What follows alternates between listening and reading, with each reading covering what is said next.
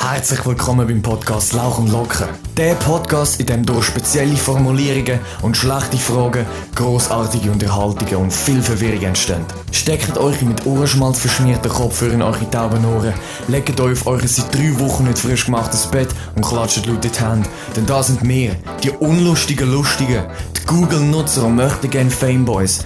Das sind wir, die Hosts von Lauch und Locker, der Joshua Bricker und der Raoul Marin Arnett.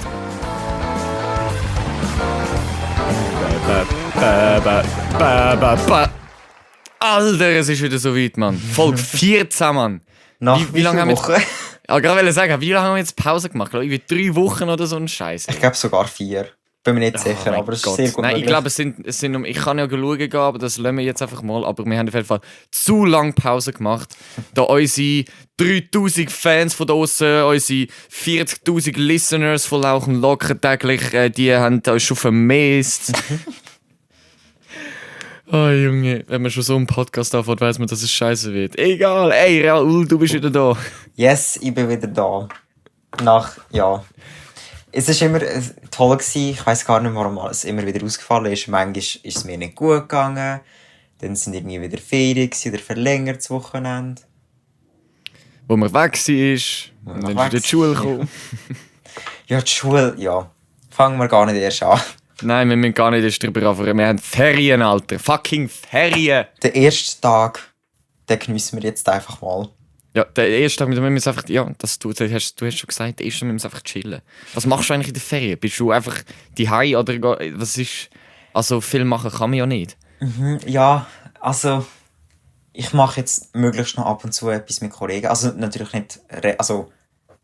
Nicht mit vielen, weißt du, was ich meine? Ich muss mich auch immer testen lassen, weißt du, mit diesen Schnelltests, die man jetzt gratis kann holen kann. 5 pro Monat machen das.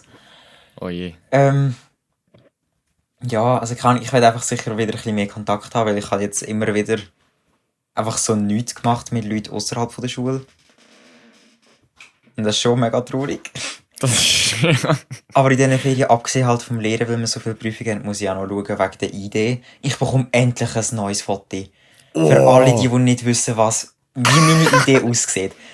Stellt euch so einen 10-jährigen kleinen Bub vor mit dem übelsten Augenring und einem halben Afro irgendwie. Ja.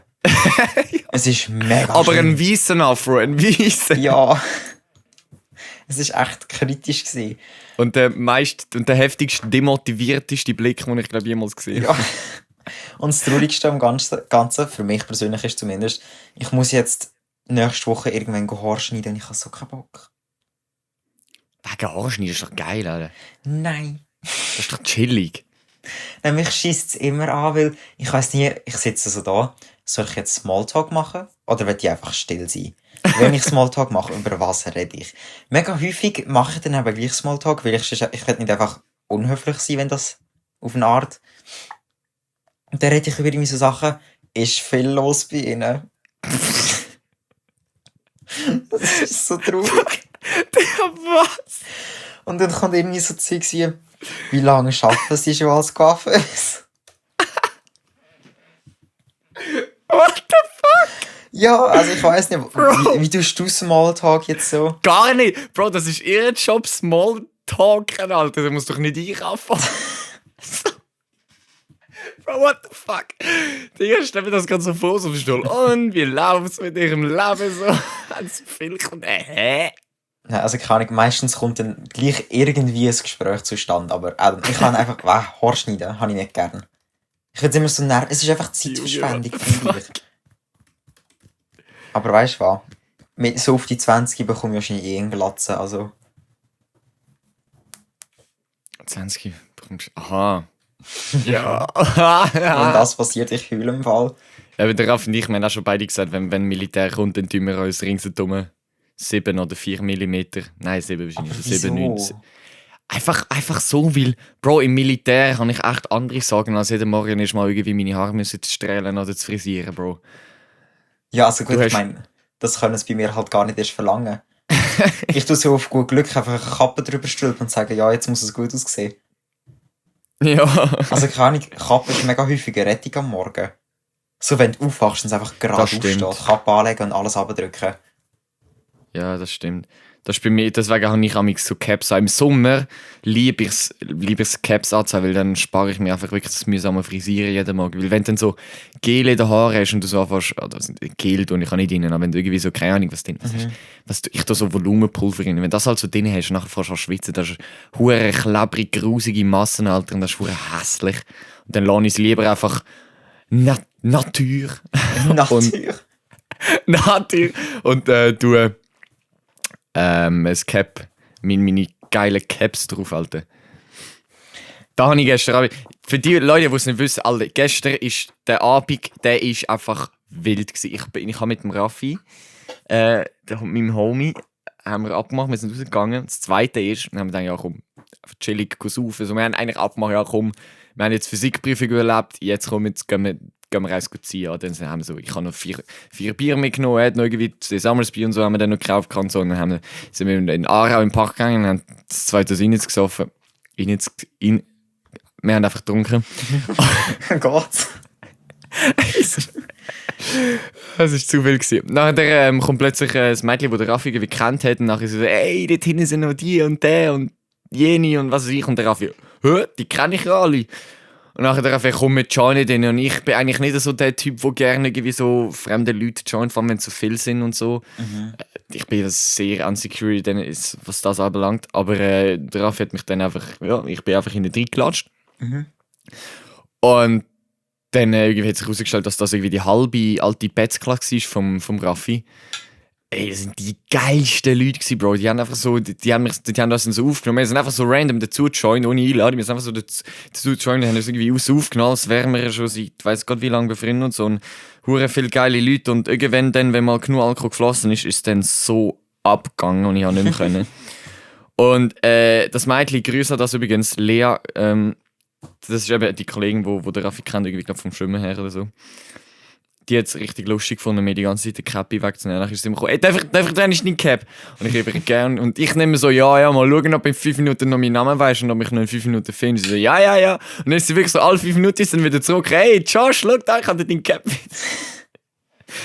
Hey, zwischendurch habe ich aber einfach wirklich Schiss gehabt, dass ich den nicht mehr zurückbekomme. Weil sie ist dann immer so, sie ist so durch ganz Aarau immer wieder durchgelaufen, ist immer wieder gegangen, wieder gekommen. Ich so, Lea, wo bist du? Ah, fuck, sie ist nicht mehr da, scheiße. Und der Raffi dann so, häng, Alter, ich geb's dir dann schon wieder, ich bekomme das dann schon, weil ich ja früher gehen. Weil der letzte Zug schon am 23:54 gefahren ist, man viel zu früh, ein Kollege. Das ist hure belastend. Das ist richtig mühsam. Und weißt du, dann, wenn meine Schwester kommt, ja, hättest du halt Autoführerschein müssen machen. Nein, das ist auch scheiß Ausrede, weil dann hätte ich nichts trinken können. Ja, keine Ahnung. Also erstens mal, wegen diesen Gruppen hier, ich weiss voll, was du meinst. Also ich tue in der Regel recht gerne mit neuen Leuten reden. Ich verstehe mich ich erkenne in der Regel recht gut, mit wem ich auskommen wird und mit wem nicht. Ja. Zum Glück, sonst kritisch wär's. Aber es kommt immer darauf an, welchen Freundeskreis jetzt wer vorschlägt. Also weißt du, wenn jetzt irgendwie so einen Kollegen hast, der so der übelste Deutsch-Rap-Gangster-Fan ist, irgendwie, wenn du weißt, was ich meine. Ja. Und der dich irgendwann an eine Party mitnimmt, die wird alles so sein. Das ist jetzt zumindest für mich hart nicht das, was ich will. Ja. Also da würde ich auch einfach still im Ecke hinterhocken und einfach nichts sagen. Aber wenn es jetzt so andere Leute sind, keine Ahnung, wenn wir jetzt aus der FMS mal alle zusammen etwas würden machen und auf einen Truppen treffen, ich glaube, dann wäre es voll lustig unterwegs. Und wegen dem Nachtzug. Ich weiss nicht, hättest du danach gar keinen mehr oder hättest du einfach noch einen Zuschlag müssen zahlen? Es hat... Warte, ich geh mal gerade schauen, weil gestern ist Freitag gewesen, right? Okay, 23 Uhr. So, da habe ich den... Das ist eigentlich noch eine gute Idee, weil es hat noch Züge gegeben, die 0 Uhr 19 gefahren sind. Bin ich komplett bei Aber mit Nachtzuschlag, oder? Das wäre eben die Frage, ich weiß es nicht, ob es da... Ich weiß aber nicht, ob das... Das ist eine gute Frage. Es steht halt nicht in der SBB, aber ich habe keine Ahnung, ob man dort Nachtzuschlag... Wahrscheinlich schon. Das Ding ist halt, Nachtzuschlag ist ja, glaube ich, nur irgendwie 5 Franken oder so. Was eigentlich ja noch voll geht. Ich meine, die Strecke Aarau-Lenzburg lohnt sich zwar nicht wirklich, weil das sind 7 Minuten Zug fahren und für das noch 5 Stutz oben drauf zahlen, scheisst schon ein bisschen rein. Aber ich war ja eigentlich mit Kollegen in Zürich gewesen. Und da sind wir keine Ahnung, der letzte Zug ist abgefahren, wir so, ja, wir zahlen die 5 Stutz jetzt nicht für die Stundfahrt. Dann sind wir bis um 5 Uhr morgens einfach dort geblieben. Das hast du mir mal erzählt, ja. Wir so, nein, sorry, wir zahlen nicht noch mehr Geld, wir bleiben da, bis der nächste Normalzug fährt. Das hast du mir mal erzählt, ich bin fast gestorben. Das ist mega traurig. Hey, ich bin gerade auf Instagram. Die Lea hat jetzt gerade ein Foto von uns gepostet, da von der letzten Nacht. Nachher, weißt du, es ist Caption. Sie so, ey Josh, ich weiss noch, wie es heisst. Ja, Bro, die ist gut gelungen gestern Abend. Ich drücke es einfach mal so aus. Es ist immer toll, wenn man an Partys neue Leute kennenlernt und mit denen den Kontakt beibehalten kann. Ja, das sind so geile Leute meistens. Also ich weiß nicht, also vor allem bei mir ist es einfach so, wie ich schon vorhin gesagt habe, meine Hemmschwelle, wenn ich saufe, geht einfach so rabiat runter, Alter. Mir ist am Schluss irgendwann mal so und zwar das fängt relativ früh an. Also bei Schöttli, ich weiß nicht wieso, aber Schöttli spüre ich gar nichts, 0, aber so Sachen wie Bier oder Wein, die hauen mir fett rein. Und irgendwie so nach 3-4 Bier ist meine Hemmschwelle fast gar nicht mehr vorhanden. Alter. Ich mache alles und ich spreche jeden an und mir ist scheißegal, was die von mir denken. Und das gibt dann irgendwie, ich glaube, dann immer so relativ lustige Freundschaften am Schluss. Oder irgendwie coole Leute, die du kennenlernst und so. Mhm. Ja. Ja, keine Ahnung, das Ding ist halt, wegen dem Ansprechen, es ist immer, entweder du bist extrem offen und das kommt gut an, oder du bist extrem offen und sie finden dich sofort nervig. Es ist immer entweder oder und das schießt halt schon ein bisschen rein. Und ich meine, wenn alle angeheitert sind und du offen bist, dann sind alle eigentlich einfach happy. Also, ja. Ja. Ich weiss gerade gar nicht mehr, was ich raus mit dem. Schön. Ja, Schütteln und so. Ich Ja. weiss nicht, du hast Tolles Thema. erzählt vorher, dass du auf leeren Magen getrunken hast. Ja, so ziemlich.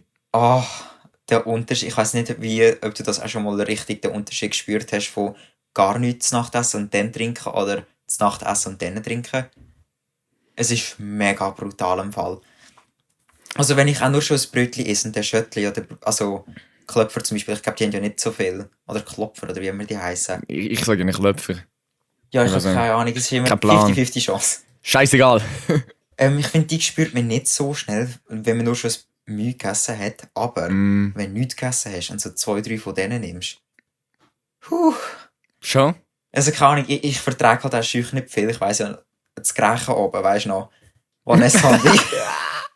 Wir sind ja recht Der schnell. Wir brauchen, glaube ich, beide echt nicht viel. Aber Wein, ich weiss nicht. Ich kann Wein so nicht ausstehen. Champagner ja, aber Wein nicht. Aber im Fall, das ist wirklich. Ich weiss noch, wo eigentlich der Sandro bei uns war, also der Freund von meiner Schwester. Und dann haben wir Raclette. Nein, nicht Raclette, doch, Raclette haben wir gemacht.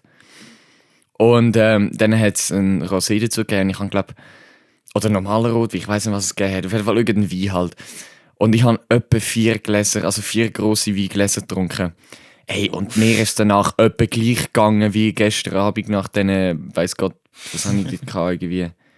Hart wenig. Irgendwie, ich glaube, 2 Brandlöscher, ein Summersby und irgendwie noch ein Veggie-Mix oder so. Also hart wenig, aber ich weiß nicht wieso. Das würde ich mal interessant finden. Ich frage das gleich mal den Benno irgendwie nach der Ferien. Also Biolehrer, für die, die das nicht wissen. Ob das irgendwie biologisch kann sein, dass irgendwie bestimmte alkoholische Getränke anders ins Hirn hineinfetzen als irgendwie andere. Das könnte man. Oder Frau, also ich sage jetzt den Namen mal nicht.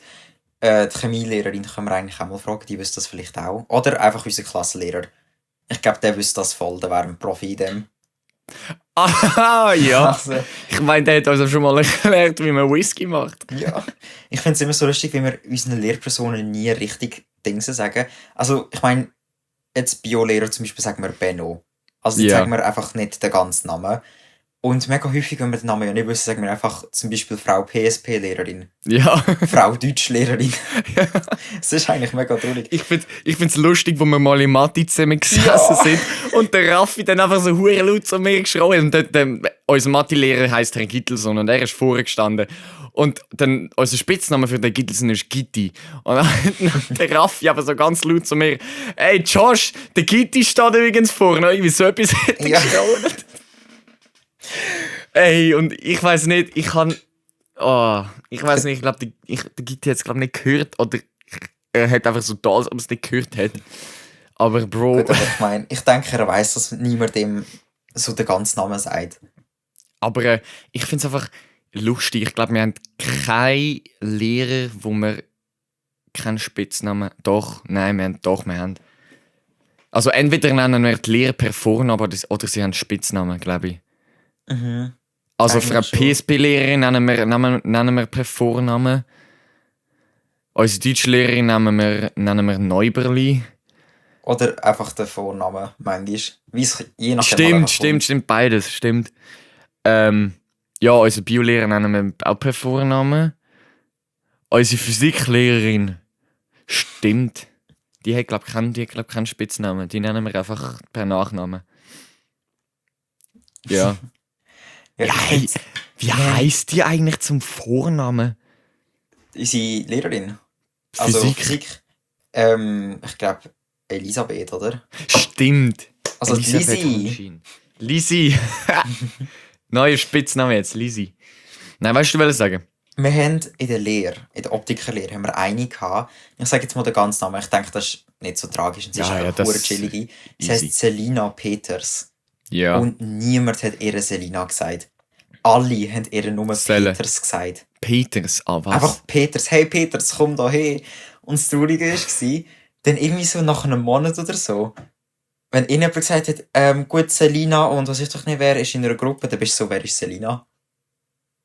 Also du hast einfach vergessen, dass sie Selina heisst. Sie heisst einfach, also, ist nur noch Peters. LOL. gewesen.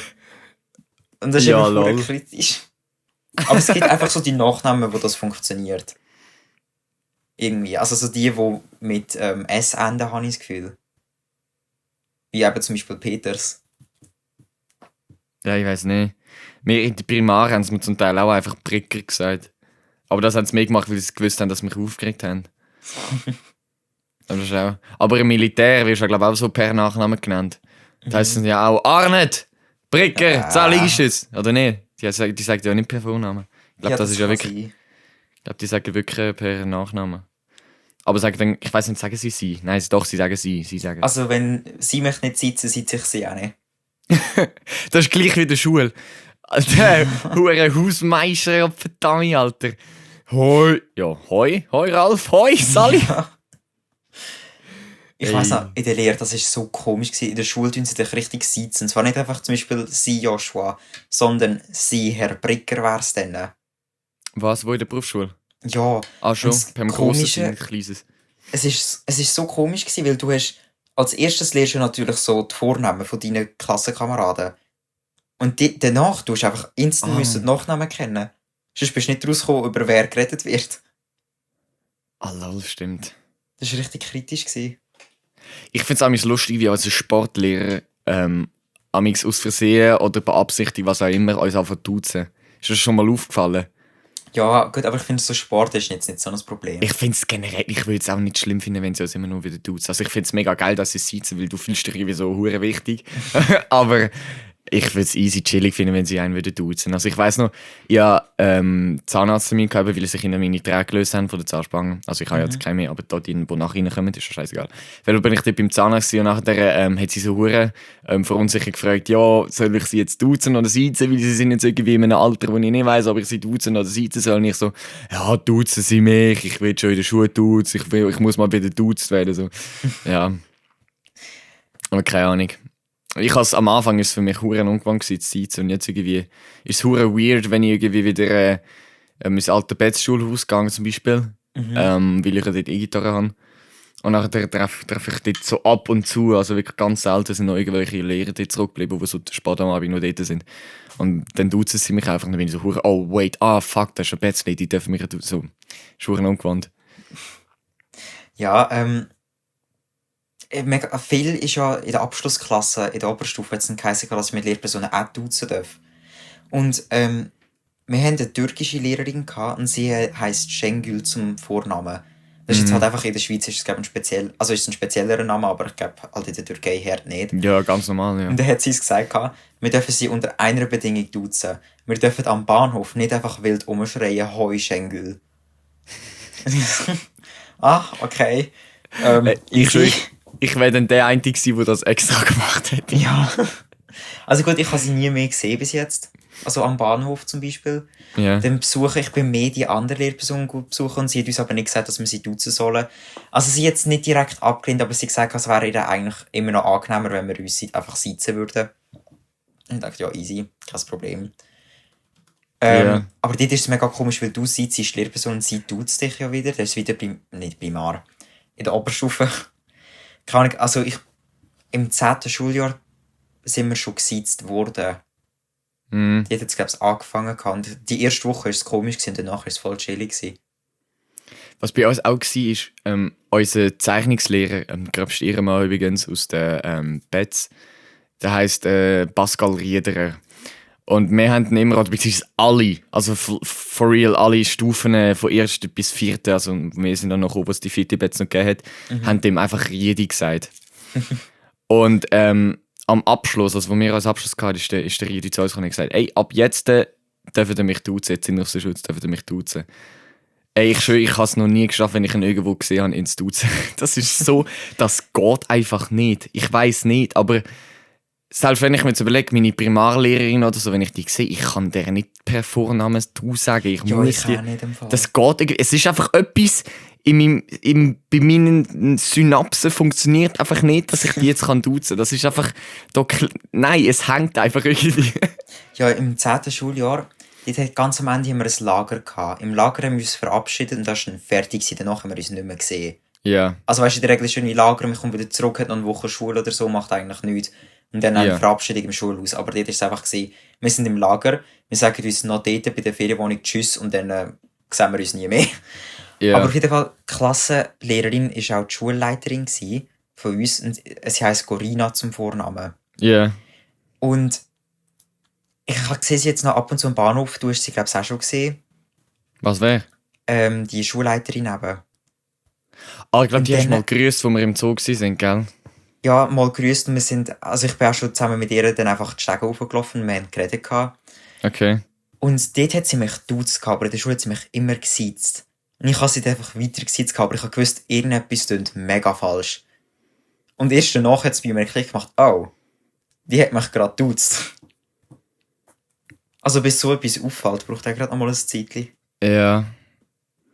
Ja, wir sind uns jetzt einfach andere Normen gewöhnt, das ist einfach verdammt weird. Aber ich finde es wirklich lustig. Also ich bin wirklich genauso wie der Raffi, auch radikal, wenn irgendwie mich wenn die Mensa-Frauen amigs das duzen, dann tut sich einfach zurück. Ja, die sind chillig, finde ich. Ja, die meisten, ja. Also die meisten, ja, eigentlich schon alle fast. Und wenn der Hausmeister meint, er muss es duzen, dann tun wir auch einfach duzen. Ja, der ist in Klasse für sich mit seinem Bike und seinem grünen Anzug. Also ich weiss ja nicht. Ich finde, bis zu einem gewissen Maß musst du einfach Respekt haben, auch wenn mehr Schüler sind. Wobei, er hat jetzt letztens, weiss nicht, bist du dort an dem Tisch gesessen? Oh, wann war das alle? Ist das am Donnerstag gewesen? Ich bin mir gar nicht sicher. Ja, ich glaube, es war Donnerstag gewesen. Sind wir im ersten Stock einfach so, weißt du, dort direkt bei der Stege gesessen auf den Tisch. Bei den Tisch, lol. Und dann sind, woanders sind so Leute von der Paraklasse gewesen, die haben dort halt so, sind zu 5 um den Tisch herum gesessen und haben Karten gespielt. Und dann ist halt der Hausmeister wieder gekommen und hat sie auseinandergenommen. Also, ja, ich weiss, was du meinst. Und der Noah, auch aus unserer Para, der ist dann zu mir und Raffi dazu gesessen. Ich weiß nicht, ob du dort daneben gesessen bist oder ob das die Lea war, ich weiß es nicht mehr. Doch, das bin ich gewesen. Das bist du gewesen, okay. Ist das nicht am Donnerstag gewesen, glaube ich? Ja, eben, ja. Doch, habe ich gesagt, glaube ich. Ups. Ja, Scusi. Ja. Genau, und dort hat er ja dann gesagt, ja, jetzt wenigstens freundlich gesagt. Also ich glaube, inzwischen ist es wieder besser. Ja gut, aber das Ding ist halt, es kommt nicht von ihm aus. Also ganz ehrlich, wir haben ja, das haben wir glaube ich noch nicht im Podcast gehabt, bis jetzt, weil das ist in der Zwischenzeit passiert, haben wir die Befragungsstunde gehabt. In der zweiten FMS wird man halt einfach gefragt, wie es einem gefällt, was besser gemacht werden am Unterricht und so. Gesagt, ja. Und dort ist es voll abgegangen. Also jetzt sind so, die ganze Klasse ist glaube ich einfach über den Hauswart hergezogen. Ich meine, in der Regel wäre es ja nicht okay, so über jemanden herzuziehen, aber so wie der mit den Leuten teils umgegangen ist, das ist wirklich Also ich denke, die hätten immer wirklich müssen sagen, du, wir haben jetzt schon von Lehrpersonen und von Schülern Reklamationen bekommen. Beruhig dich mal. Ja, sie haben ja gesagt, sie sind dran und sie haben schon ein paar Mitteilungen bekommen, aber ja. Aber wir haben auch über bestimmte andere Lehrpersonen sehr viel geredet, deren ihren Namen jetzt aber aus Sicherheitsgründen nicht nennen. Weil sonst fliegen wir von der Schule. Aber ja, ich finde cool, dass das angeboten wird, aber ich bin mir ziemlich sicher, dass seine Freundlichkeit nicht aufgrund von dem jetzt da ist. Also ich weiß nicht, ich glaube, es ist einfach... Es kann sein, vielleicht, aber sie haben gesagt, sie sind dran gewesen, dass es wegen dem war, aber I don't know. Ich weiß, aber ich finde es auf jeden Fall gut, dass es wieder so ist, weil der hat wirklich Huren angeschissen. Also vor allem am Anfang, wo sie so irgendwie nicht so sicher waren, wirklich ganz am Anfang von der Krise, wo es irgendwie noch geheißen hat, ja, in der Schulzimmer Maske, im Gang dann wieder nicht, dann in der Mensa wieder Maske. Und ich weiss nicht, ich bin dort in die Mensa reingelaufen, bin schon dran gewesen, meine Masken am rauskreuzen aus dem Hosensack, um sie anzulegen. Und dann hat er mich hure blöd angeschrien. Hey, du, Maske auf! Ich so, Bro, ich bin sie am rausholen, chill jetzt mal dein Leben. Ja. Ich würde mal mega gerne so tun, als ob ich taub wäre. Ja! Und einfach nicht reagieren. Ey, weisst du, wie fucking lustig das wäre? Das wäre legendär. Alter, weißt du, wo wir, das ist auch, glaube ich, wenn ist es nach dem zweiten Lockdown oder zwischen ersten und zweiten Lockdown, wo wir wieder zwischenzeitlich Zeit hatten oder so. Und dann sind wir draussen gesessen, im zweiten Stock vom Chemiezimmer mit diesen Sitzsäcken und dann sind irgendwie irgendwo anders zwei Mädchen gesessen. Ich weiß nicht, ob sie keine Masken haben oder zu nahe zusammen sind oder beides. Auf jeden Fall ist ja dann eine Hausmeisterin zu ihnen gekommen.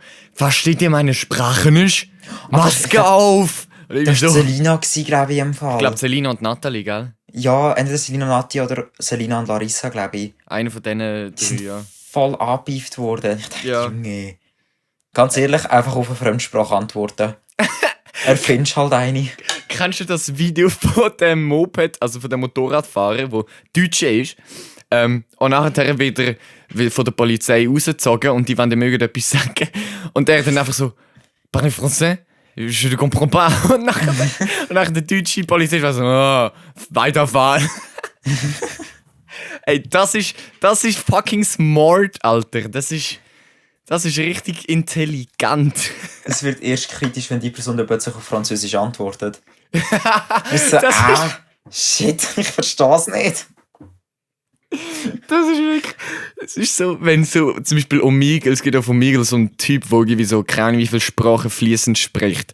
Und dann geht er ja so auf so Server, ich weiß nicht, ob man das irgendwie eingeben kann, dass sehr viele andere sprachige Dinge kommen und so. Nachher sind es halt mal so, ist er mal einem anderen Sprachenfälscher, also wo so viel Sprachen spricht, begegnet. Aber beides Amerikaner. Und nachher hat so der eine irgendwie so etwas auf einer weirden Sprache, ich weiß nicht, welche Sprache es war, so «Hoi» gesagt. Und dann hat er einfach auf die Sprache geantwortet. Und nachher der andere hat dann so amerikanisch geswitcht, also seiner Muttersprache, so «Oh, fuck, mate!» Das ist auch sehr lustig. Ich war vor kurzem auf Omegle, vor einer Woche, glaube ich. Und dort hat auch einer, ich glaube, das habe ich dir schon mal erzählt. Ja. Ich erzähle es jetzt gleich einfach nochmal. Mach das, der ja. einfach so, «Ça va?» Und er hat mir auf Französisch, ich weiss nicht mal, ob der Satz gestimmt hat, aber mir einfach so, «Très bien, et toi?» Und der hat angefangen zu lachen, die sagen einfach so, «Scheisse!» Er hat umgestellt auf die nächste Person und wir so, «Ja, lol.» Ich glaube, es wär nicht «Très bien», sondern ich glaube, es «Ça va et toi» oder irgendwie so gewesen, aber es spielt eigentlich keine Rolle. Ja, also «Ça va et toi» ist einfach ein «Ja, normales geht und der.» Ja. Also weißt du, keine Er Ahnung. hat es schon verstanden. Ja, es ist angekommen. Ich meine, er hat ja ihn können weiterführen, das Gespräch. Offensichtlich, also. Das ist diese gewesen. Ich glaube, ich muss das auch mal machen auf Omegle. Ich glaube, so zwischen den ganzen Leuten, die sich einen am Wichsen sind und irgendwie irgendeinen anderen Scheiß am machen sind, gibt es noch ziemlich lustige Leute dort oben. Wir haben einfach keinen einzigen Schwanz gesehen dort. Echt? Ja, also es war überraschend, ganz ehrlich. Wir sind voll mit der Stabil. Einstellung gegangen, jetzt sehen wir irgendjemanden nackt. Ja. Das passiert verdammt oft. Das ist ja fix. schon, also keine Ahnung, es sind teilweise so kleine Kinder die drauf unterwegs sind, ich weiss nicht, aber wenn jetzt so ein nackter 50-jähriger Mann dort ist, kritisch wird's. Ja, es ist... Aber Omegle und OmeTV sind sowieso so beide so Sachen, die einfach generell richtig kritisch sind. Ja, das ist so. Also wirklich, es ist... ja, also es gibt... mein Kollege hat ja zum Beispiel die IMS, grüß gehen raus an Janis, obwohl er den Podcast sowieso nie hört. Danke für Support, Bro. Auf jeden Fall, der hat das schon gesagt, ich habe auch auf TikTok Videos gesehen, wo du wirklich, du kannst mit 3-4 Codes, mit 3-4 Linien Code kannst du da easy herausfinden, genau den Standort, wo die gerade wohnen und so. Und da gibt es eben auch einen, der das gemacht hat, in einem TikTok, wo dann die quasi in Anführungszeichen gehackt hat, weil wirklich hacken ist das nicht, das ist einfach, es geht traurig einfach. Und nachher hat er so gesagt, ey, wie ist es so, dort und dort? Und dann sind sie natürlich auch ausgerastet, aber ja. Das hat bei uns auch einer probiert. Und dann hat er uns so gefragt, ja, es war ein Deutscher, er hat gefragt, seid ihr aus Olten? Und wir haben angemerkt, wir sind nicht Solten, aber wir wissen, was du probierst. Weil der eine, der eben dabei war, also ein Kollege von mir, ist auch Informatiker. Oder ist ja noch am Lehren. Und er hat uns eigentlich zuerst vorgeschlagen, dass wir genau das machen. Einfach, falls so einer dumm kommt, dass wir sie nur zurück sagen können. Haben wir dann aber nicht gemacht. Also. Ja, ist auch wirklich lustig. Ich glaube, vor allem wenn du Informatiker bist, eben so wie er oder wenn du an der IMS bist, das ist für dich, glaube ich, eines der einfachsten Sachen. Das ist wahrscheinlich etwa gleich einfach zu hacken wie Minecraft oder GTA. Das ist, ja, das ist einfach Hure, das ist einfach, also das juckt jetzt niemand, aber das ist, ich folge auf TikTok jetzt so Sachen, ich interessiere mich auch dafür. Und für die das nicht wissen, dass es ist so bei so Online-Games, dass quasi wie zuerst quasi wird das Feedback von dir, vom PC, als Spiel gesehen und dann wird es im Spiel übernommen. Das heisst, du kannst quasi an deinem PC etwas ändern und dann wird auch etwas anderes in den Server rein da. Also quasi, wenn du irgendetwas machst, wird das über deinen PC und dann geht es auf den Server. Das heisst, du kriegst quasi nicht den Server, also in deinem PC und das ist einfach, weil dein PC kannst du bedienen. Und dementsprechend ist es halt in so Dinger, wo halt keine Anti-Cheat-Software drin haben, das heisst, wo Bewegungen nicht analysieren oder so. Ist das sehr, sehr einfach. Und GTA ist eines der einfachsten. Das ist ja bekannt dafür mit diesen ganzen Cheats und so. Ich glaube, Star Wars Battlefront hat auch keine, aber es juckt ja niemand. Aber ja. Aber es ist wirklich. Also, Amigal-Pranks finde ich echt lustig. Das ist echt toll. Aber Star Wars Battlefront, ich meine, ich bin hure schlecht in so Spielen. Einfach keine Ahnung, ich habe es immer mit Controller gespielt, nie auf dem PC. Und ich kann einfach die Reflexe wieder mal nehmen. Es ist wirklich same. Der Raffi kann es bestätigen, wenn du mit mir Battlefront Star Wars spielst. Ey, ich sag dir, das ist... Du hast einfach die Lautstärke von deinen Kopfhörern auf ganz tiefste Stufen und dann kommst du noch ohne Schaden weg. Das ist wirklich... Sorry, erzähl, ich habe dich unterbrochen. Ja, egal. Also, ich habe es einfach mal mit dem Raffi und dem Janis zusammen gespielt. Und der Raffi ist so gestorben vor Lachen, weil ich so schnell und so fett ausgerastet bin. Weil ich bin absolut scheiße, aber ich hatte einfach die Reaktionen nicht. Und wenn dann halt es ist schon so ein Multiplayer-Spiel, wo ja halt überall die Gegner spawnen, dann steht plötzlich wieder ein Gegner hinter dir und petzt dich von hinten weg, das schießt einfach hart an, das macht mich so aggressiv. Hast du vor allem schon mal mit einem Controller gespielt, so von einer Playstation oder einer Xbox oder so? Nein, das ist so kritisch im Fall. Das Umschauen, Zielen und dann noch abdrücken, weiß ich doch nicht was. Ist ja richtig kritisch. Aber ich glaube, du hast doch wenigstens Auto-Aim, oder nicht? Nicht unbedingt. Also so minimal.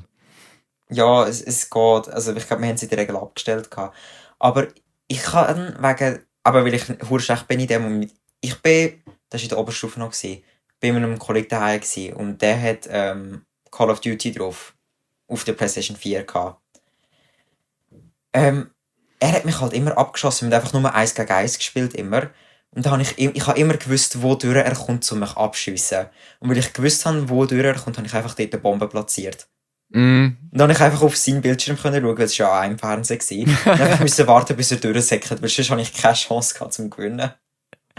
Geil. Und er hat sich einfach immer so aufgeregt, aber ich meine, gut, in der zweiten Runde hat er mich dann umgebracht, weil ich keine Bombe mehr legen konnte. Aber ja, ich habe das eine Mal genossen. Das war lustig, wo der Raff und ich im Physikunterricht Crunker Battle gespielt haben. Ja. siehst so uns in der hintersten Reihe, siehst in der Raffi die ganze Zeit auf den Tisch draufschlägt. Es ist lustig gewesen. Ich muss immer so bei so Spielen muss ich immer so ein bisschen reinkommen. Ich muss zuerst mal ein paar Runden spielen, bis ich mal langsam gut wird. Und am Anfang hat der Raffi mich komplett hops genommen und einfach richtig rasiert. Und dann irgendwann ist dann genau der Switch gekommen, wo ich in den Hops genommen habe. Und zwar die ganze Zeit habe ich ihm Headshots gegeben mit meiner Pump. Und das ist dann so lustig gewesen. Und er ist nachher einfach das Spiel, hat er nachher einfach geliebt, weil er keine Möglichkeit. Und das ist so lustig. Ey, Crunker Battle im Unterricht, das ist das Geilste. Wir haben während dem ersten Lockdown haben wir Shell Shockers gespielt. Vielleicht kennst du das, das ist auch so ein IO-Spiel. Und zwar, du bist einfach ein Ei, wo andere Eier abschießt.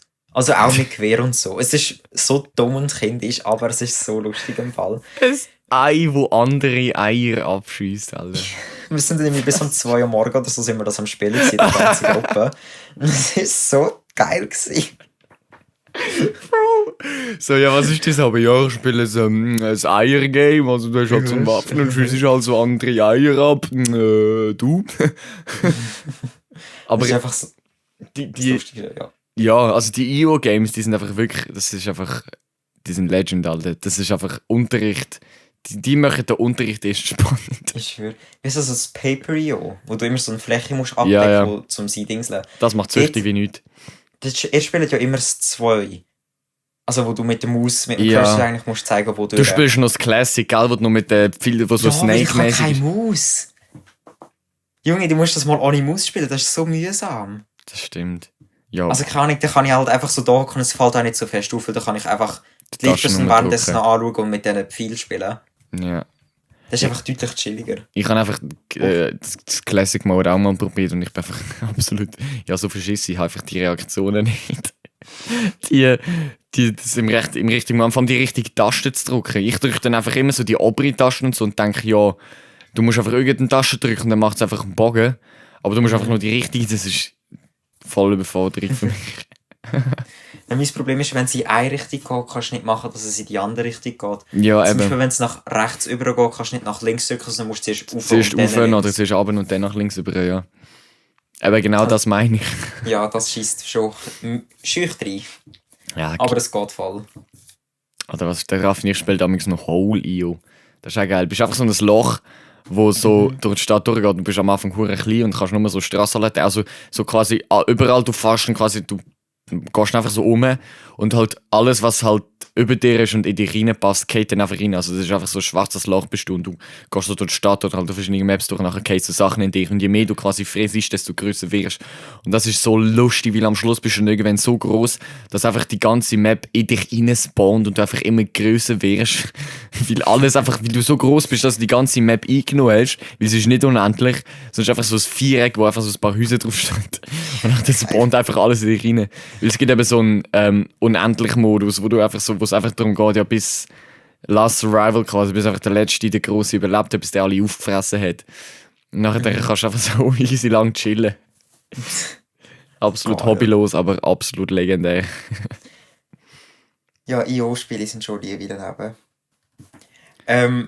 weißt du was? Nein.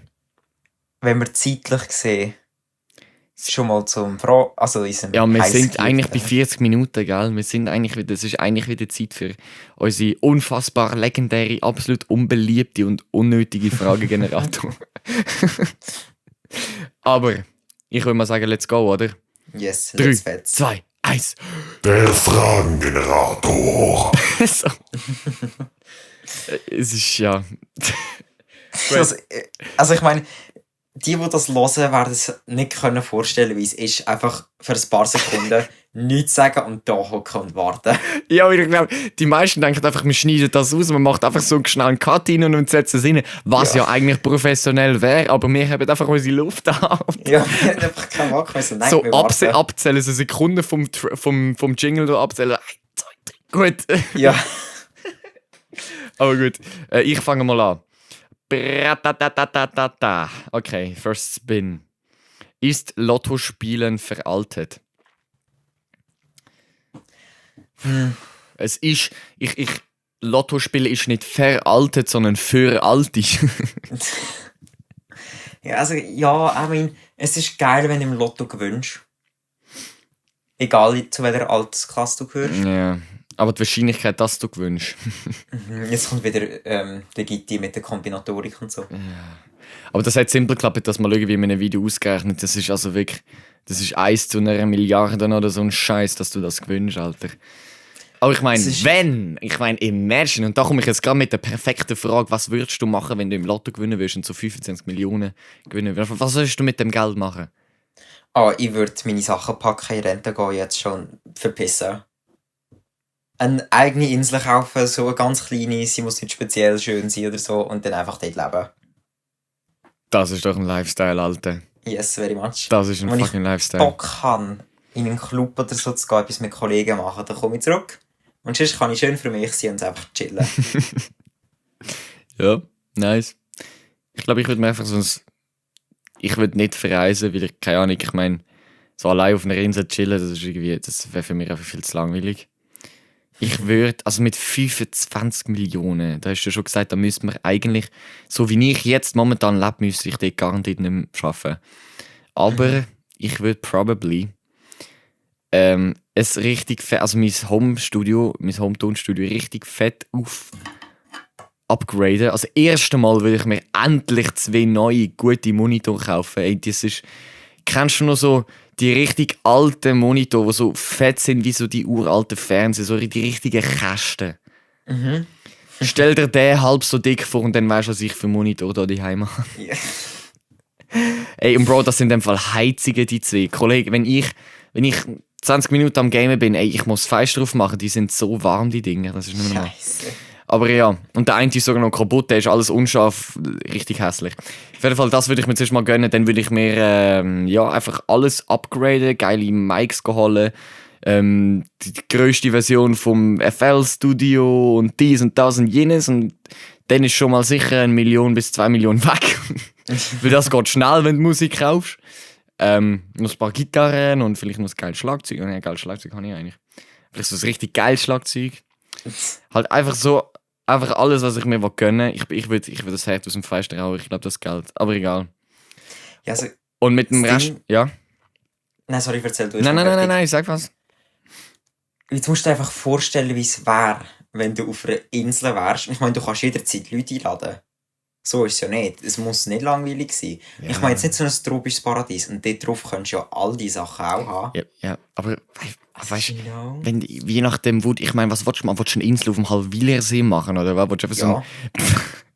so, weil, all meine Friends sind da. Ich gehe jetzt nicht irgendwie nach Spanien oder vor die afrikanische Küste und habe dort irgendwo eine Insel.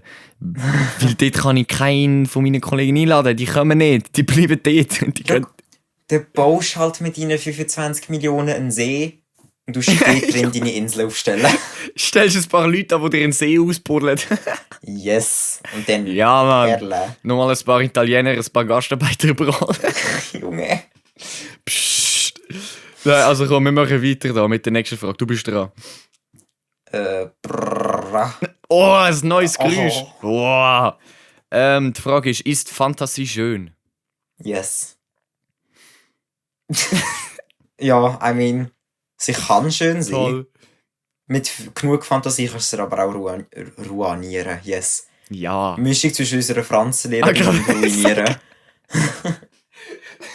Geil, Alter. Ruinieren, Alter. Das Verb zu dem Namen von unserer Franzlehrerin, Alter.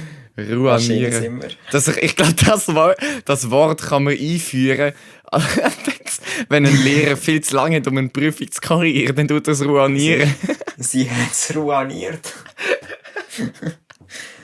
Nein, warte, was war die Frage? Fantasie. Ist Genau.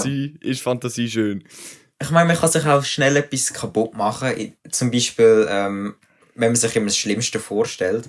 Zum Beispiel beim Fliegen. Mm. Also jetzt zum Beispiel erst gerade Ela ist ja heute, glaube ich, weggeflogen auf Istanbul. Yes. Die Grüß hat gehen sie auch raus, schon Nasi, geschrieben. falls ihr also einen Podcast hört. Yes. Sie hat ja geschrieben, ich liebe euch, Leute. Mhm.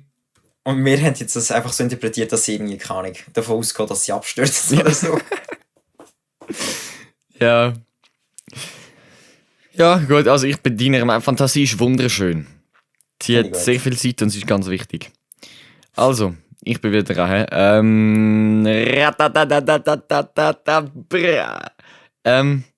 Ist Bier süß? Nein, es ist bitter.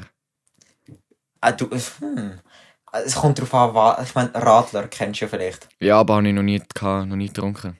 Es ist nicht süß, aber es ist eher süß als bitter, hätte ich jetzt gesagt. Es ist hure geil. Es schmeckt so ein bisschen wie ein Panache. Alter, hast du die neue Summersby-Sorte Blueberry ausprobiert? Nö. Die hat mir gestern Abend, bevor wir zu den anderen Joints sind, haben wir eben so ein halben Liter Summersby-Dosen aus dem Kiosk geholt. Und der Raffi hat gesagt, ey, die ist hure geil, so die Blueberry-Ding. Ey, das ist, glaube ich, das süßeste Alkgetränk, das ich in meinem Leben ey, kennst du das, wenn du etwas trinkst, wo so süß ist, dass nachher deine Lippen kleben? Oh Genau Gott. so ist sie. Es ist eigentlich noch auch recht geil gewesen. Also ich habe jetzt nicht gefunden, dass oh mein Gott, es ist so geil, ich muss 300 Flaschen von dem kaufen, weil Summersby ist auch das Original ist für mich einfach so ein Getränk, wo ich nach dem 6. Schluck einfach keinen Bock mehr drauf habe. Einfach einen Nachgeschmack. Aber das ist schon besser gewesen als Original, habe ich gefunden. Aber eben, es ist so süß gewesen, Bro. Es ist wirklich, wie wenn du so Zuckerwasser getrunken hast. Und es ist auch violett gewesen. Also es ist wirklich, ja, speziell. Also ich habe jetzt eine wichtige Frage. Oh, Achtung, Jungs. Haben sie euch kontrolliert wegen dem Alter? Ja, tatsächlich im Fall schon. Und das ist Also schon euch beide? Oder hat nur jemand gezahlt? ja, also der Raffi hat gezahlt, er hat gespeset. Aber sie hat hure dumm da. Der Raffi hat seinen Ausweis nicht dabei gehabt und hat einfach sein GA, also seinen Swisspass gezeigt. Weil du brauchst ja den Ausweis, um den Swisspass zu erstellen. Deswegen in vielen Läden kannst du auch den Swisspass zeigen. Und sie hat dann hure dumm da. Ah, nein, das geht nicht. Und ich bin dann zum Glück da gewesen und habe meinen Ausweis dabei gehabt. Und sie hat dann geschaut. Und rechnen hat sie auch nicht können, Alter. Sie hat so den Raffi gefragt, ja, was ist dein Jahrgang? Er so 04. Ich so, ja, dann geht's nicht. Ich so, Mate, es ist ab 16. Kannst du nicht rechnen, es ist 2021. Er ist 04. Ich glaube nicht, dass 4 plus 16 21 gibt, oder? Habt ihr beim Bahnhof-Kiosk geholt? Ja, genau. Ich habe dort... Junge, das hat mich so hässlich gemacht. Oh. 10. Schuljahr. Ich bin schon 16 gewesen, glaube ich. 16? Kurz vor 17? Ja, keine Ahnung. Im nächsten Jahr bin ich 17 geworden, glaube ich. Also schon eine Zeit in 16. Ja. Ein halbes Jahr oder so. Die Schule war fertig, wir haben eine Abschlussparty zu dritten gemacht. Ich mit 2 Kolleginnen, alle anderen sind einfach heim. Also das war mega traurig, aber wir haben es voll lustig gehabt. Dann haben wir gesagt, ja, jetzt haben wir halt keinen Alk, gehen wir halt Summersby oder so holen.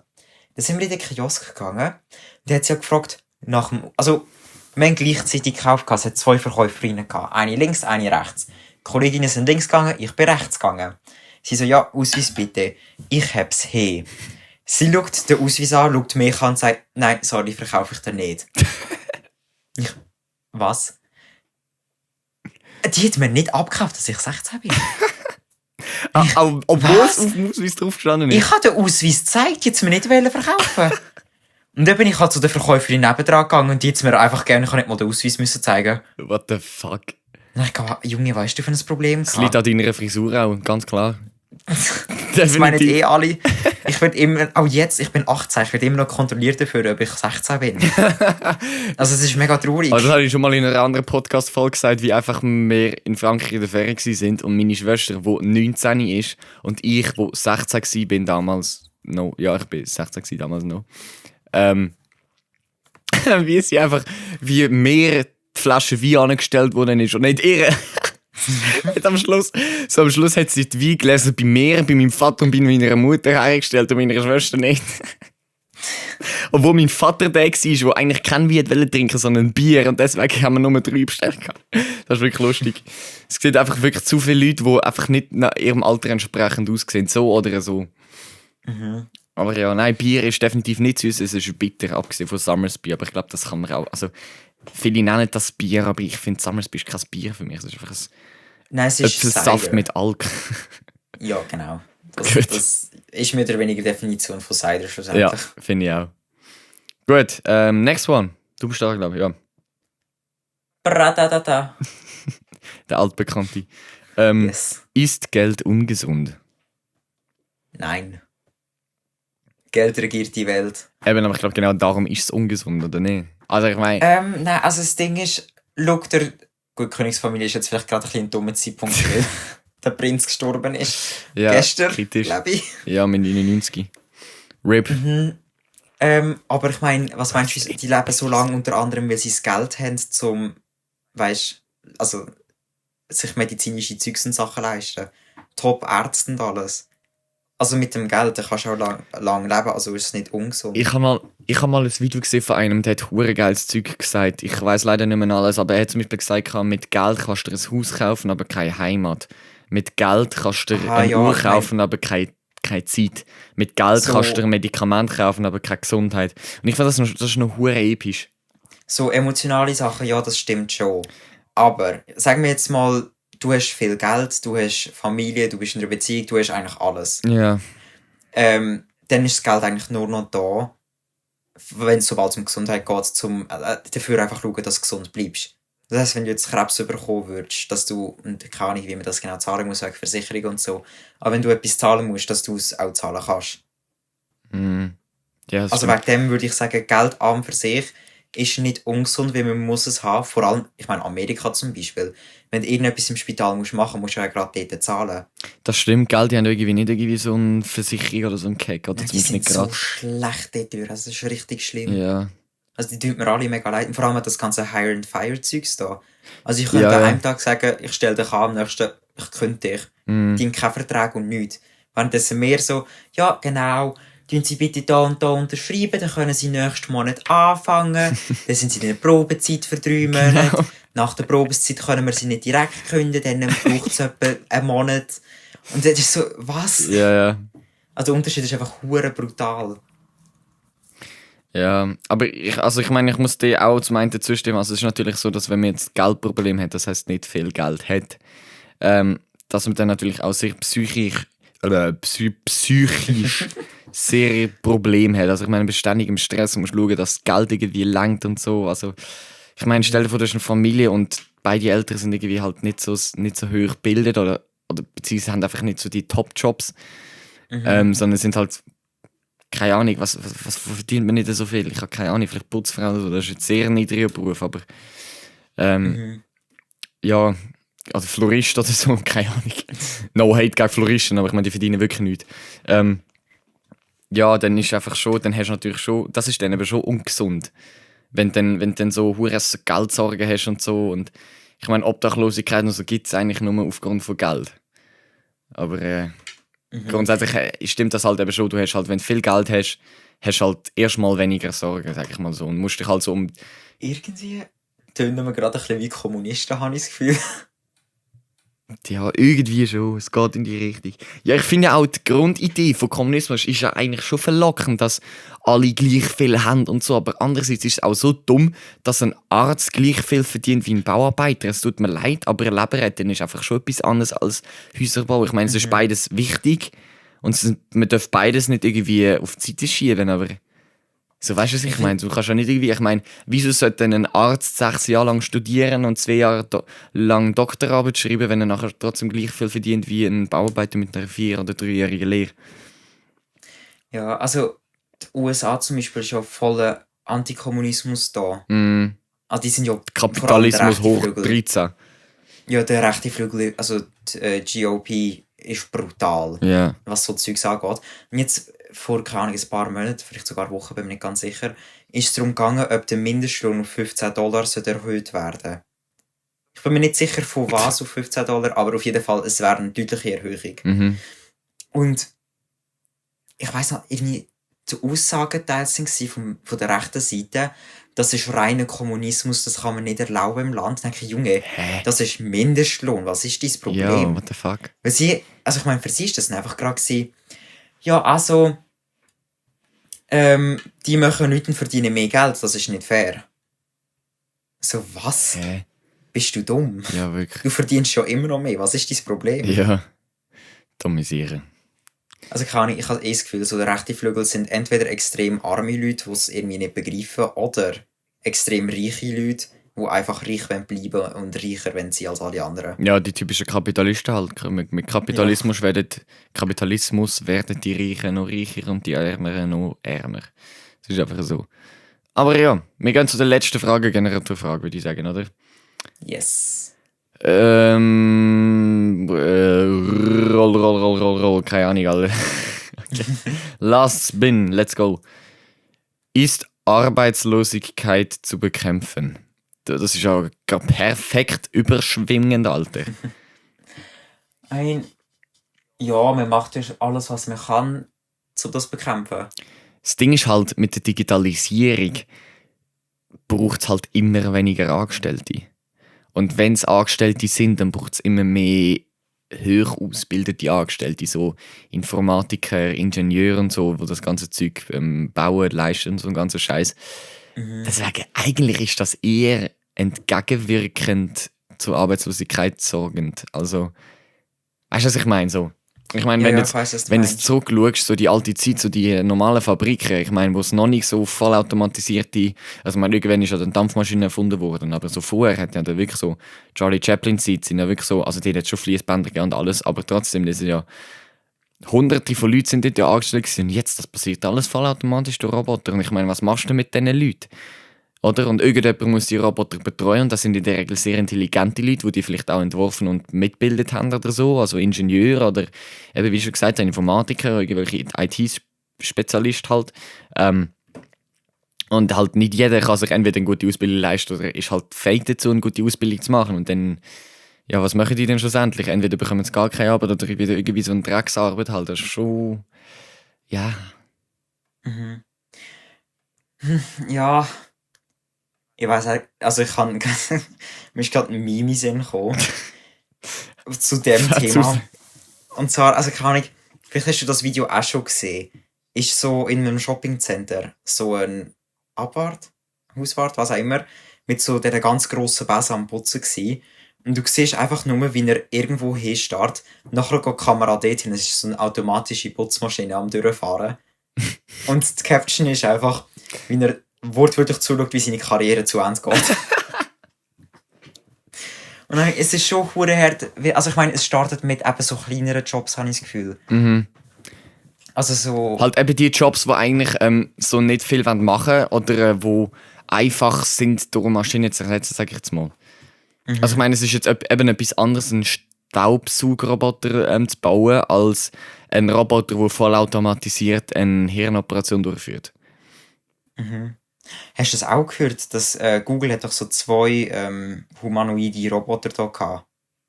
Also so mit so ganz realistischen Gesichtern. Ich glaube, und da ist so eine berühmte Maskenbildnerin, AIs. hat die doch irgendwie gebildet gehabt oder so. Und die beiden hat man zusammengestellt und hat halt einfach so miteinander reden lassen. Ja. Und mit der Zeit hat man sie aber müssen abstellen, weil sie selber eine Sprache erfunden haben. Und niemand verstanden hat, was sie sagen. Das ist ja... Und dann bist du schon so, ich glaube, wir sind zu weit gekommen. Können wir aufhören? Das ist eben Mir auch, ist das nicht wohl? das ist eben auch eine sehr interessante Diskussion bezüglich KI, also künstliche Intelligenz. Ist es schlau, die künstliche Intelligenz auszubilden? Weil, ich meine, wenn eine Maschine künstliche Intelligenz hat, dann ist die Maschine grundsätzlich ist sie dann fast fähig oder vielleicht sogar ganz fähig oder noch mehr fähig, so wie wir zu denken. Und dementsprechend beschränkt sie sich eventuell nicht nur auf die Aufgaben, die ihre Aufgaben sind. Und ich meine, dann kann so verdammt gefährlich, also ich meine, weißt du, dann so Maschinen übernehmen die Welt, ich meine, das denke ich mal nicht, da werden dann schon irgendwelche Leute sein, die dann die Maschinen noch abstellen werden, aber Dann kommt Matrix. ja, aber es ist halt wirklich, da muss man sich wirklich Gedanken darüber machen. Ich habe auch mal in einem Discord-Chat mit dem Janis und ein paar anderen, wo so eben so ein Technik-Channel ist, so über Informatik und so Zeug, haben wir mal diskutiert, ob das in Zukunft möglich wird, Gedanken in einen Quantencomputer umzuwandeln und ob man, wenn man eine Maschine, also wenn man ein Programm mit KI entwirft, ob man das, falls es irgendwie gefährlich werden sollte, einfach direkt abstellen, weil grundsätzlich eine Maschine mit KI hat ja eine Persönlichkeit, das kann Emotionen verspüren, das hat eine Persönlichkeit an sich, also das hat irgendwie einen bestimmten Charakter und so, also das ist ja alles, ist ja extrem menschlich und so und das ist dann eine interessante Frage. Und ich finde das auch irgendwie keiner creepy. Not gonna lie. Also... Ja, der Gedanke ist einfach hart nicht angenehm. Ja. Ja, also solange es, ja, keine Ahnung. Teils finde ich es ja voll okay, also so wie die selbstfahrenden Autos. Das finde ich easy geil. Also das ist Da natürlich finde jetzt ich glaube ich richtig nicht geil, KI, aber das ist einfach geil. Ja, komm, das ist auch Roboter irgendetwas. Also es ist logisch, Ja. es weiss, wie fahren, das längt. Das heisst also, man kann ein Auto haben und du kannst trinken an einer Party, auch wenn du allein Auto fährst. Also weißt du, was ich meine? Ja, das ist schon episch. Also du kannst halt quasi das machen, was viele eher eine Zugfahrt machen. Du sitzt drinnen im Auto und machst nebenher noch so deine Hausaufgaben oder lernst oder so. Ich meine, das ist...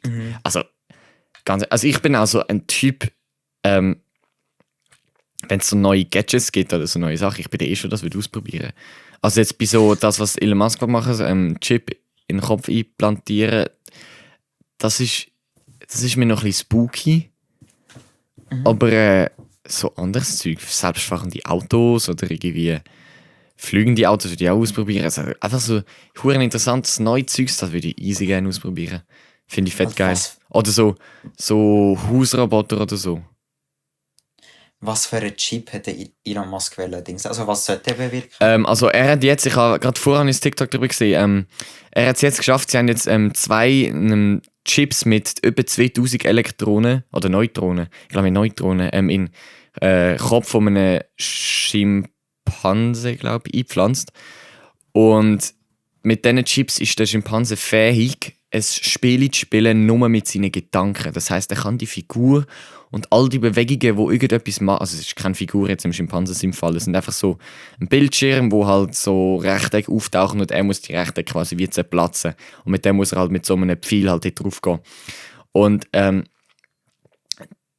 das steuert er quasi über die Chips. Und der Plan von dem Experiment, und das ist jetzt erfolgreich gewesen, also der Affe kann das jetzt wirklich nur mit seinen Gedanken den Pfeil steuern, was ja schon extrem krank ist. Und die Idee dahinter ist quasi, dass gelähmte Leute oder also Leute, die halt irgendwie das Bein amputiert worden ist oder irgendein Gliedmaß amputiert worden ist und dort halt jetzt ein falsches Bein quasi dran, wo aber irgendwie mit Nerven und dem ganzen Zeug verbunden ist, dass sie quasi dann ihre Beine wieder ganz normal steuern können. Weil es ja basically eigentlich das ist, wie wir ja unsere Bewegungen steuern. Und durch unbewusste Gedanken. Und das ist eine hure geile Überlegung. Die Überlegung für die Medizin ist schon hure geil, aber ich habe das Gefühl, das wird dann schlussendlich einfach wieder für Krieg oder so ausgenutzt irgendwann. Ja, sowieso. Also ich sehe jetzt schon, wie Leute angeflogen kommen und dann einfach das für Krieg brauchen. Ja, das ist wie mit den Robotern. Die sind ja da, die sind ja schon reihenweise am Kampfroboter bauen. Und da habe ich mir auch gedacht, Bro, das bedeutet eigentlich den Untergang der Menschheit, weil solange der Roboter nicht von einem Menschen gesteuert wird, sondern vollautomatisch auf einfach irgendwelche Wärmebildzeugs schießt oder so, da hast du, ich meine, das Einzige, was die Menschheit noch von Robotern heutzutage unterscheidet, ist Emotion und Empathie. Und das kann ein Roboter bisher, eben solange nicht KI ist, einfach nicht spüren. Das heisst, der wird einfach alles abballern, was vor seiner Kamera ist. Und das ist einfach so das, was ich spooky finde. Das sind halt so die fettesten Terminator-Feelings. Mhm. Ich finde es toll, dass man alles so Zeug immer wieder auf einen Sci-Fi-Film zurückbeziehen kann. Es ist immer so Terminator, Matrix, dann Terminator 1, 2, 3. 4, 5, 6, 7, 8, 9, 10. Ja. Aber die sind auch geil, die Filme. Also Arnold Schwarzenegger, I'll be back. Das ist einfach die legendärste Szene überhaupt. Ich glaube, der verdient noch heute mit Geld für die Worte, die er die sagt. Das ist... Ja, eh. Ja. So, wir sind an unserem Stündeli angekommen. 1 Stunde und 3 Minuten und 40 Sekunden, um genau zu sein. Wolltest du noch irgendetwas... Komm, du machst wieder das legendäre Schlusswort, das muss jetzt schon sein. Oh fuck. Raoul seine weise Worte wie immer. Der grösste Unterschied zwischen uns Menschen und Robotern ist, dass wir uns betrinken können und den Roboter ausnutzen und nicht umgekehrt. Ich muss schnell verarbeiten, was du gerade gesagt hast. Warte schnell. Okay, gut, gar nicht. Also wenn das Sinn ergibt. Ja, komm, stimmt schon. Irgendwie schon. Ich kann es jetzt nicht wiederholen, normalerweise wiederhole ich es immer. In dem Fall geht es jetzt nicht. Auf jeden Fall, Jungs, Sie haben es gehört. Saufen schön, ficken nicht zu viel und dann läuft das Leben. Immer verhüten. Ja. Und Sex wird von Experten mit Masken empfohlen. Genau. Immer daran denken, Jungs, lassen wir raus und noch verhüten. Also. Jungs, ganz einen schönen Sonntag noch und ganz schöne Ferien. Ich hoffe, wir machen noch ein paar Folgen in der Ferie. Oder zumindest eine. Yes. Also, Adieu. ciao zusammen. Das war es leider auch schon gewesen. Die schlechten Fragen sind alle beantwortet und die unlustigen Witze von den spontanen Gulu-Gulu-Nutzer und möchten gerne Fanboys Josh und Raoul beantwortet wurden. Wir hoffen, dass es euch eure Zeit wert war, unseren Blödsinn anzuhören. Falls ihr noch irgendwelche Fragen oder Ideen hättet, könnt ihr die uns gerne einfach anschmeißen. Und wir bedanken uns ganz vielmals für eure Unterstützung. Bis zum nächsten Mal. Ciao zusammen. Peace out.